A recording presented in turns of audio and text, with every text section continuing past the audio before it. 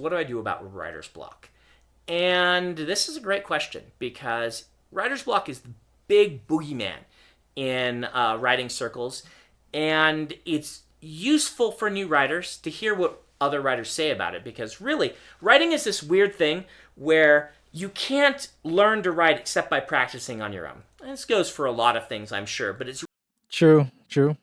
really hard to mentor people in writing other than to say, well, go try out a bunch of stuff and see what works because writers are all so different and individual, right? That's why I always say, like, when it comes to writing, like with outline, your drafts and stuff like that, sure, there's like fundamentals that you need in order to write out your draft and write out your story. But other than that, like there's really not much rules into writing at all. Like honestly, it's really go with the flow, like go with what works for you, honestly. It's like really discovering yourself of what works for you as a writer for the most part. So yeah. Definitely. The trick is, writing is an art, and some days writing just doesn't work, and it's hard to say why. With me, it's usually one of two things. One is I'm just having an off day. That happens most of the time when this is going wrong. It's just not working for whatever reason. There's some little problem with the story, perhaps, or maybe not even really a problem at all. But just I'm in a funk or something like that. And the solution to fixing that is to write anyway, right? Write the story poorly. Okay, I got a quick question. So when people say like just push through, just write poorly when you have like writer's block and you don't really have much ideas, I always wonder, um, how do you push through when you have no ideas?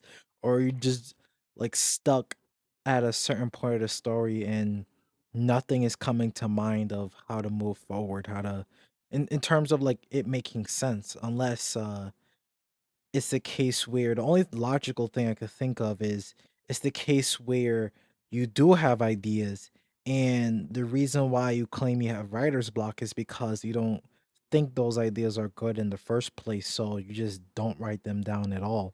So I could see where that's what you mean by write the story poorly first, and when you have those off days, just write.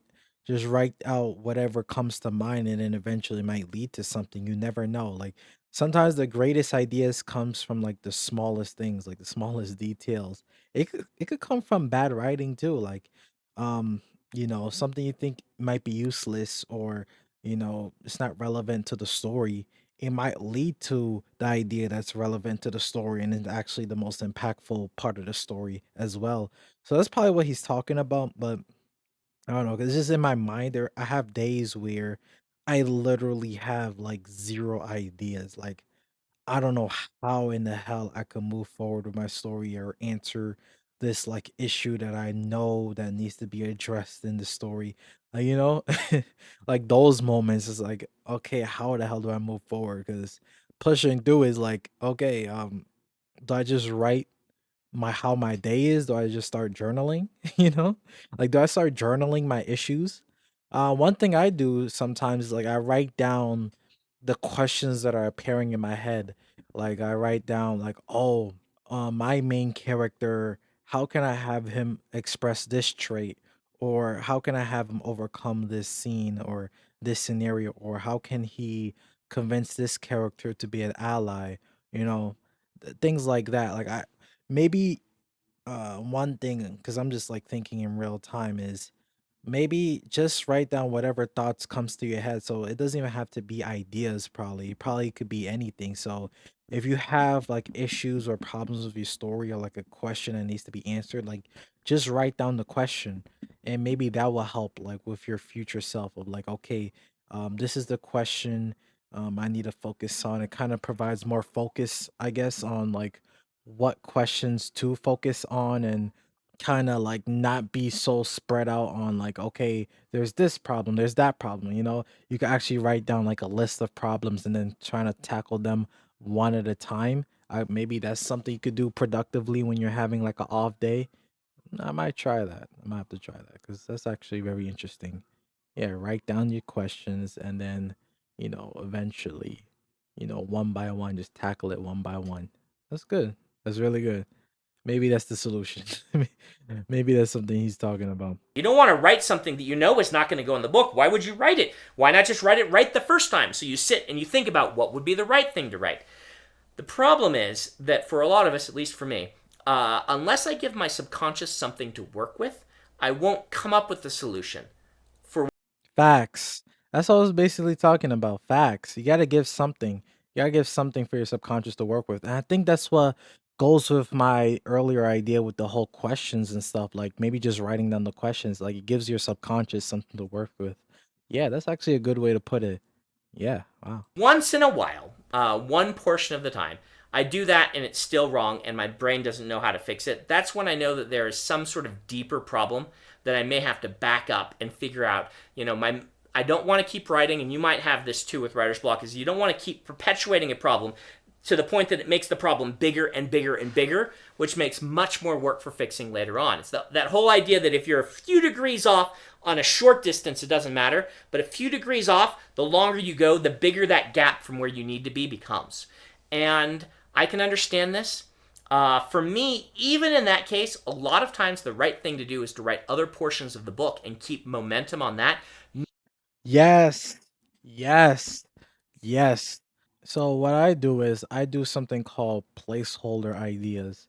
So when I'm stuck with something, um, I just put down whatever comes to mind, like the simplest idea, so that I can move on and move to whatever parts of the story that I actually have ideas for.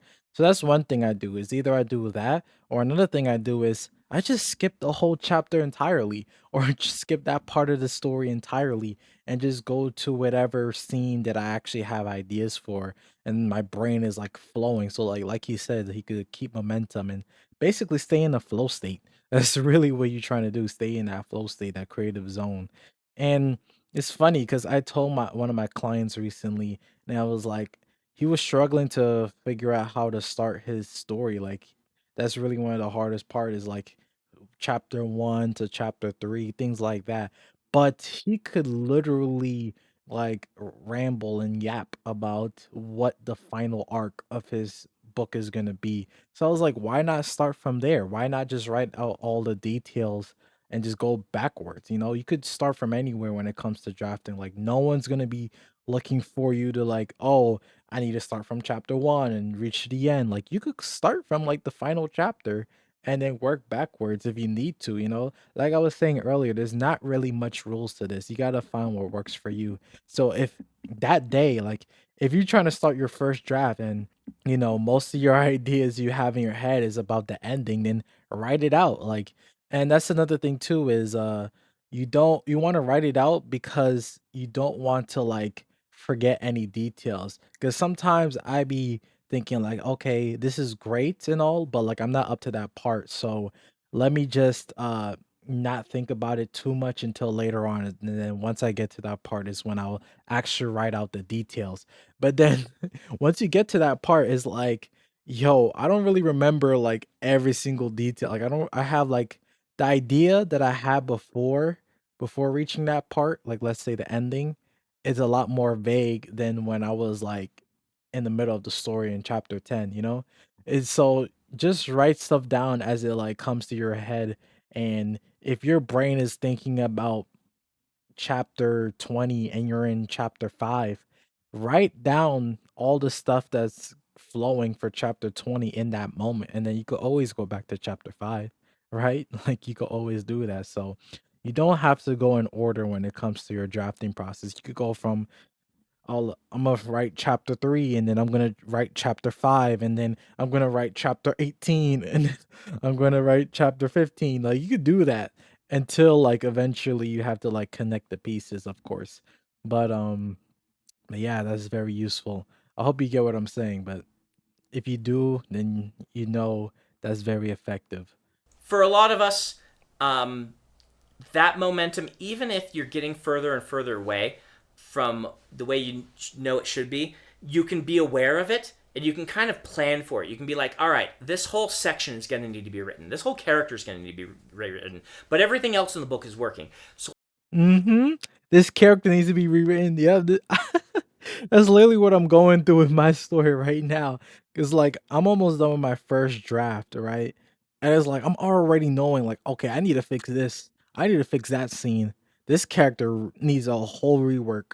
like, and that's why it's so important to like have two different sessions for okay, this session is for solely writing, and this session is for solely editing. Like you have to separate your critique editing brain with your writing brain. That is super important. And I just declared to myself like, okay, I'm just going to focus on writing everything out for the first draft, like finish like my first draft and putting all the ideas on the table, lay them out, and then I'm gonna go back and edit. That's literally what the plan is, because literally that right there is really the biggest thing. Is like you already know you need to fix certain things, but you don't want to lose that momentum for real. That's really it. Like you just don't want to do it because if you go back now when you're like in the middle of the flow state of like writing out your story and you're like, okay, since you know you need to fix this, you're going back to fix it. It's like, damn, now like you kind of lose a bit of momentum of like completing the draft. So now it's like, I'm trying to figure out how to fix this. Da, da, da. So now your brain is like stuck between like trying to figure out solutions of how to fix this, as well as like you're not trying to like forget the ideas, or you also trying to like figure out, okay, what's the next scene, or what's the next dialogue conversation that needs to happen. So like now your brain is focused on two things at once. It's focusing on fixing this chapter as well as like, okay, what should I do in the next chapter? Like you're giving your brain too much tasks. Like I know it's two tasks, but like it's too much, you know? Like that's what they say multitasking is not too good for your brain.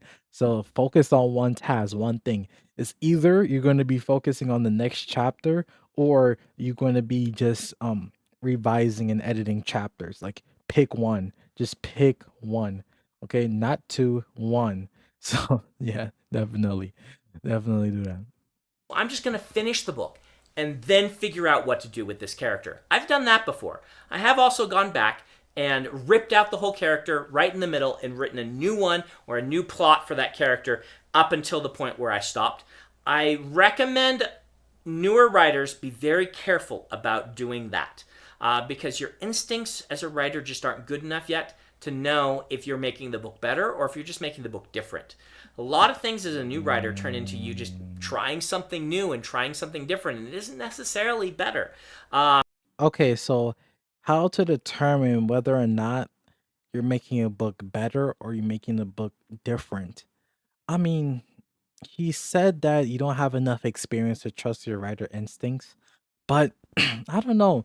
I feel like no matter what experience level you are in your writing experience, I feel like you need to trust your instincts like almost like 90% of the time. Unless you ask for feedback, right? From like a lot of people and they saying like no, no, no, no, you know? Unless that's the case, then I don't really see the problem in trusting your instincts for the most part. Cause it's like if it's resonating with you, if it's like if you don't feel like the direction you're going is not working anymore and you just want to like try something else, I don't really want to like prevent the person for trying the new thing because you never know what that new thing that they're thinking about is going to lead to, right? So that's why I kind of like let people I work with, I just let them like put down everything that they have in mind, whether if it's different, whether it's new. It could be better, it could be worse, but we'll determine that later on. But you don't want to call an idea a waste before exploring it. I think that's one thing I learned. Like at least give some type of exploration because you never know what it will lead to. So yeah, I kind of disagree with that. Don't really follow your instincts in determining whether or not it's good or not. Maybe um when I gain more experience, I'll have a better perspective on it because I'm more on the newer side of things when it comes to writing.